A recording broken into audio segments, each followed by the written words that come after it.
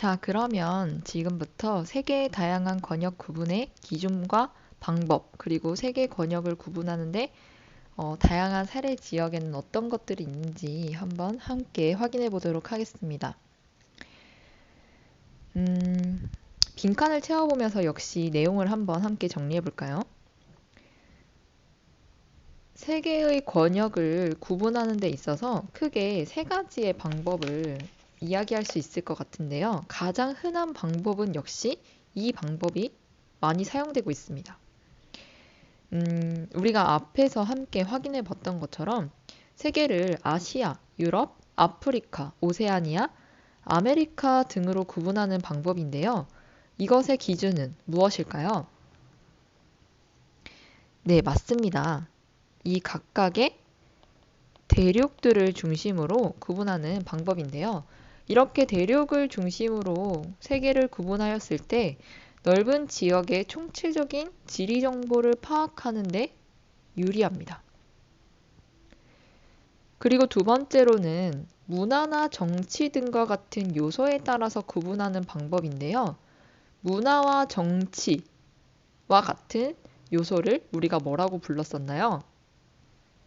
네, 맞습니다. 인문적 요소를 가지고도 이렇게 세 개를 구분할 수 있는데 이것은 인문적인 요소는 앞에서 확인했던 것처럼 언어도 있을 수 있고 역사도 있을 수 있고 민족이나 종교, 세계관 여러 가지의 기준이 있을 수 있기 때문에 이것을 중심으로 세 개의 권역을 구분할 때는 어떤 지표를 중요시하는가에 따라서 하나의 대륙도 하나의 지역도 그 지역의 경계가 달라질 수 있습니다.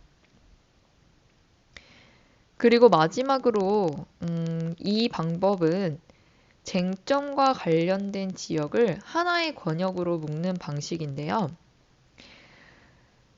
점점 세계화가 되면서 이러한 쟁점이 더 다양하게 나타나고 있는 것 같습니다.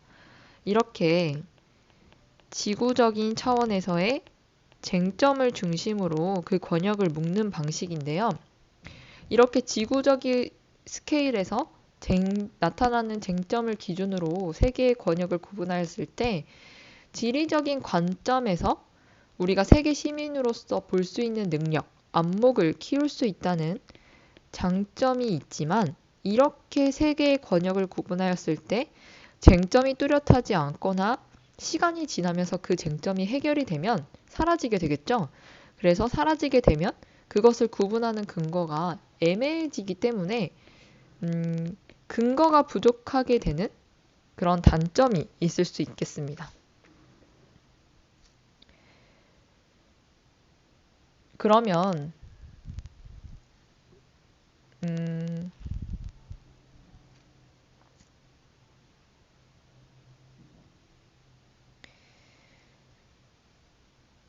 세 개의 권역의 구분이 여러 가지 지표를 활용해서 얼마든지 다양하게 이루어질 수 있는데 우리가 함께 학습하는 교과서에는 어떠한 기준으로 구분을 하고 있는지 사례를 통해서 한번 이해해 보도록 하겠습니다. 먼저 여러분들 교과서 20페이지를 보시면 규모에 따른 권역의 구분 사례가 소개가 되고 있는데요. 20페이지로 넘어가 보겠습니다. 규모, 스케일에 따라서 이렇게 한 지역도 다르게 표현할 수 있습니다.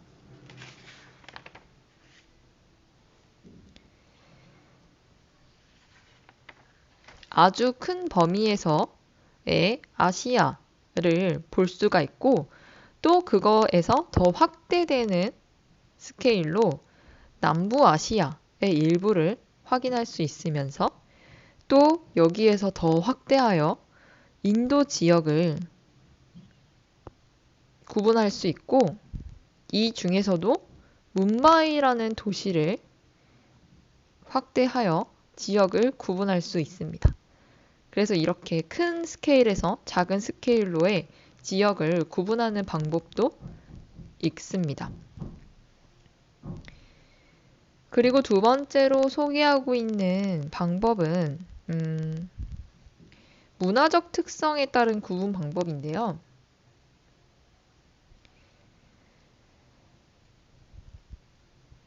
이렇게 유럽 문화권, 그리고 아프리카 문화권, 건조 문화권, 남부아시아 문화권, 동아시아 문화권, 우리나라가 포함되어 있는 문화권이죠. 그리고 슬라브 문화권, 동남아시아 문화권, 오세아니아 문화권, 그리고 북극 문화권, 앵글로 아메리카 문화권, 라틴 아메리카 문화권, 이렇게 문화적인 특성에 따라서 또 세계의 권역을 구분할 수가 있는데요. 세계 여러 지역이 각각 이렇게 다양한 문화를 가지고 구분이 되어지고 있지만 사실 지리적으로 가까운 지역은 서로 교류가 굉장히 잦기 때문에 비슷한 문화가 나타나기도 합니다.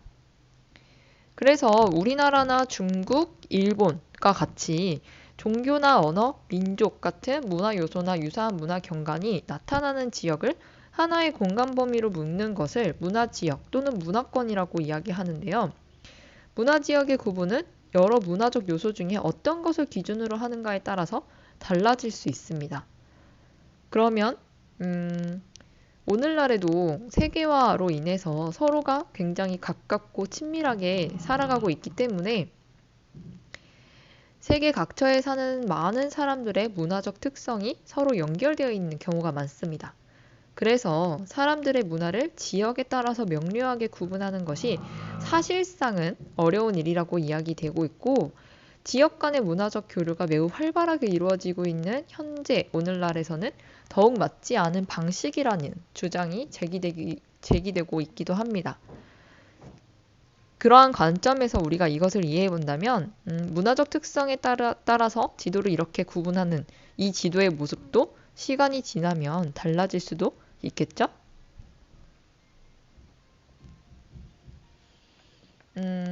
또 다른 사례를 한번 확인해 볼까요? 우리 교과서 22페이지에 소개되고 있는 북아메리카와 남아메리카 경계를 한번 보도록 하겠습니다. 파란색과 빨간색 선 두 가지의 경계가 소개되고 있는데 자연적 요소를 중요시한다면 여기 파란 색깔 파나마 운하가 기준이 될 수 있을 것 같고, 그리고 기능적인 요소를 중요시한다면 여기 빨간 색깔에 해당하는 파나마와 콜롬비아 국경이 북아메리카와 남아메리카를 경계짓는 구분이 될 수 있을 것 같네요. 아메리카라고 하는 것은 우리가 흔하게 이야기하는 북아메리카와 남아메리카 대륙 전체를 이루는 말인데요. 아메리카 대륙을 지리적으로 구분할 때는 우리가 지금 보고 있는 것처럼 파나마 지역을 경계로 북아메리카와 남아메리카를 구분하고 있습니다. 조금 더 세밀하게 구분을 해보자면 지금 우리가 확인한 것처럼 이렇게 자연적인 요소를 강조한 구분 기준과 인문적인 요소를 강조한 기준을 활용할 수 있는데요. 이렇게 구분 짓는 것 외에도 또 다르게 아메리카를 구분하고 있는 경우도 있습니다. 바로 언어와 종교를 활용한 문화적 기준인데요.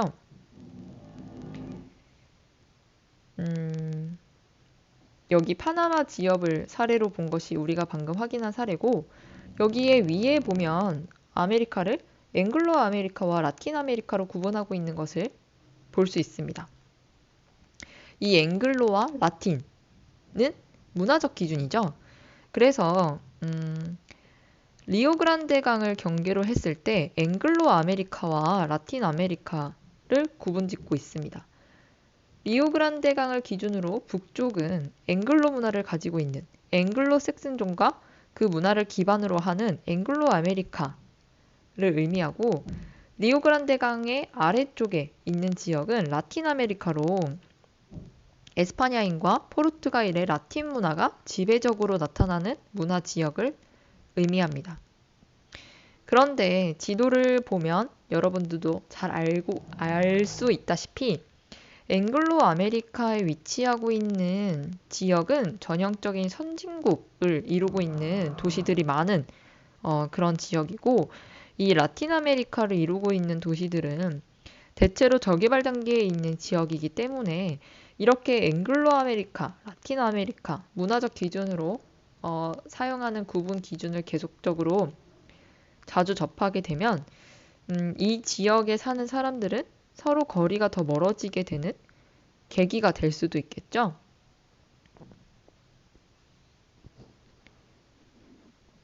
그래서 지역을 구분하는 기준을 다양하게 사용함으로써 지리적 정보를 여러 가지 얻을 수 있다는 이점도 있지만, 지리적으로 경계를 짓거나 구분을 짓는 것은 문화를 다르게 하거나 생활의 변화를 가져올 수 있는 하나의 계기가 될 수도 있기 때문에 조금 신중하게 생각해서 그 기준의 방법을 사용하는 것을 고려해야 한다는 점을 꼭 명시해야겠습니다. 또 다른 사례를 함께 살펴보도록 할까요? 교과서의 23페이지를 보도록 하겠습니다. 23페이지의 활동에 보시면 자료 4번, 자료 5번, 자료 6번 이 소개가 되고 있는데, 먼저 자료 4번을 보시면 식생 분포에 따른 권역 구분이라고 해서 식생 분포에 따라서 세계 전체가 구분되어 있는 모습을 볼 수가 있습니다. 여기 보고 있는 이런 식생도는 식생도에서 사용하고 있는 이 식생이라는 것은 지표를 덮고 있는 식물적인 생물 공동체 전체를 말하는 것인데요. 일정한 기준에 따라 구분한 식생 단위를 이렇게 지도상에 나타내고 있는 것을 식생도라고 이야기를 합니다. 이 식생도를 제작하게 되면 학술적으로 이용을 할 수도 있을 뿐더러 토지 이용을 계획한다거나 또는 환경을 파악하거나 그리고 자연 복원을 계획할 때에도 굉장히 좋은 자료로 이용될 수가 있습니다.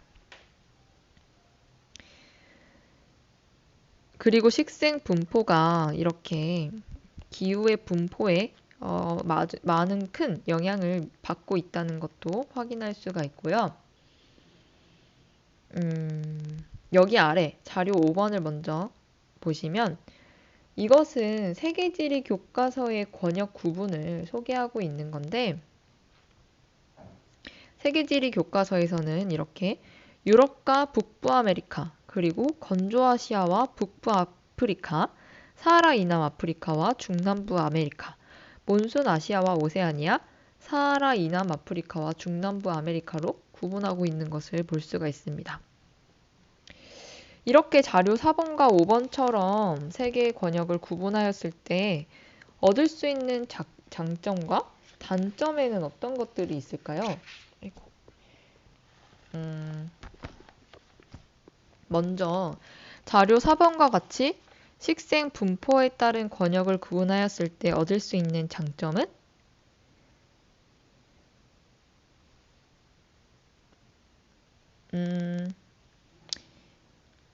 기후의 영향을 많이 받는 지표이기 때문에 이렇게 식생 분포를 활용한 식생도를 통해서는 전반적인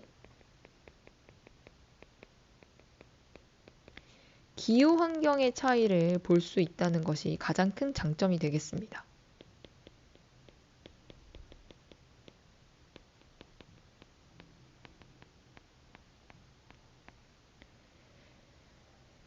하지만 여러분들이 보고 있는 것과 같이 식생 분포도를 통해서는 단순히 식생이 분포하는 정도, 당연한 거겠지만, 그리고 기후 환경의 차이만을 확인할 수 있고, 이 지도를 통해서는 예를 들어 경제적인 수준이라던가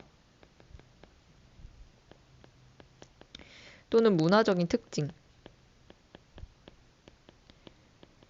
이러한 인문적인 요소를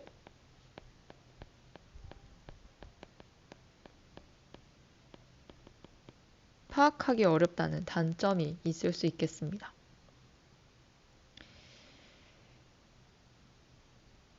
그리고 세계지리 교과서에서는 이렇게 권역을 구분하는 이유가 무엇일까요?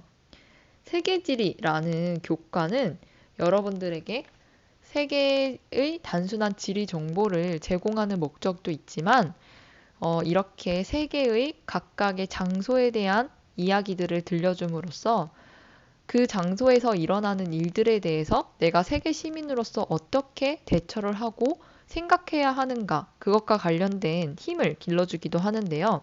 따라서 이렇게 세계지리 교과서에서 권역을 구분하고 있는 이유는 쟁점과 관련된 지역을 제시함으로써 지리적 관점을 제공하고자 하는 목적이 강합니다. 그래서 여기 장점에 그러한 내용을 적을 수 있을 것 같은데요. 조금 정리해서 적어보도록 하겠습니다.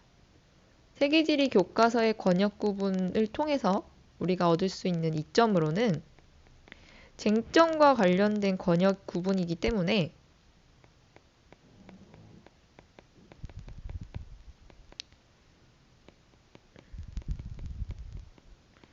권역으로 묶어서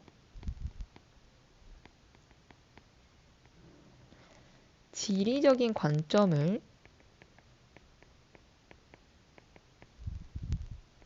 제공할 수 있고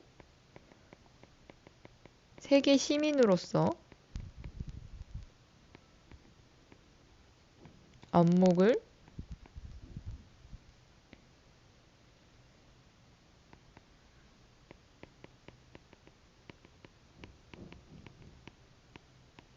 쟁점을 접할 수 있다는 것이 가장 큰 장점이 될 수 있겠네요. 하지만 우리가 앞서 지구적 쟁점을 이야기했을 때처럼 이렇게 구분지은 권역을 제시하였을 때 만약에 쟁점이 뚜렷하지 않거나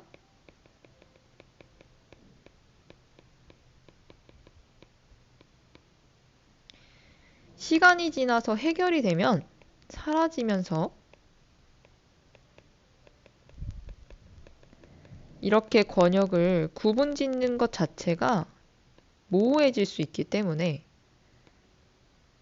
근거가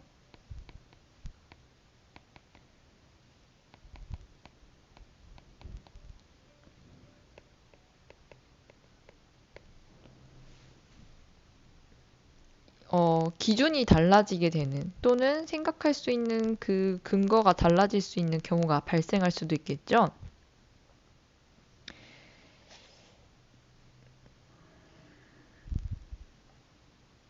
그리고 마지막으로 여기 앞에서 소개되고 있는 사례 하나를 보시면 여러 가지 지표를 활용한 권역 구분의 사례가 소개되고 있는데 이 기준을 가지고 세계를 구분한 방법을 보니 일단 유럽과 러시아를 하나로 묶고 있고 몬순아시아라고 묶고 있고 건조아시아와 아프리카 그리고 아메리카와 오세아니아라고 묶고 있네요. 이렇게 권역을 묶은 기준이 무엇이었을까요?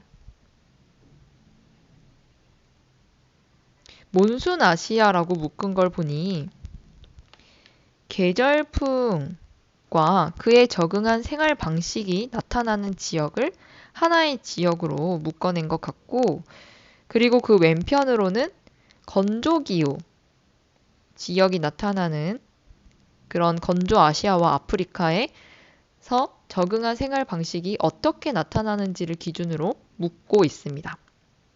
그리고 온대와 냉대 기후를 배경으로 유럽계 백인 주도의 사회를 형성해 오고 있는 유럽과 러시아를 하나로 묶고 있고 유럽의 진출과 함께 지역적으로 다양한 문화 사회가 전개된 아메리카와 오세아니아로 세 개의 권역을 구분을 하고 있습니다. 이 권역 구분을 보니 계절풍 건조기후 또는 온데믹 냉대기후라고 하는 자연적인 요소가 포함이 되어 있으면서 유럽계 백인 주도의 사회 그리고 유럽인들의 진출이 세계에 미친 영향과 같은 인문적인 요소도 함께 활용하고 있는 권역 구분이라는 것을 우리가 이해할 수 있겠습니다. 여러분들은 어떤 기준을 가지고 세 개의 권역을 구분하고 싶으신가요? 가장 마음에 드는 기준 한 가지를 정해서 자료 6번의 백지도를 여러분들의 스타일로 완성해 주시면 좋을 것 같습니다. 이렇게 1단원의 수업이 모두 마무리가 되었는데요. 여기 교과서 24페이지에 나와 있는 대단원 마무리를 스스로 채워가면서 이번 단원을 정리하면 좋을 것 같습니다. 모두 수고 많았습니다. 다음 시간에 만나요.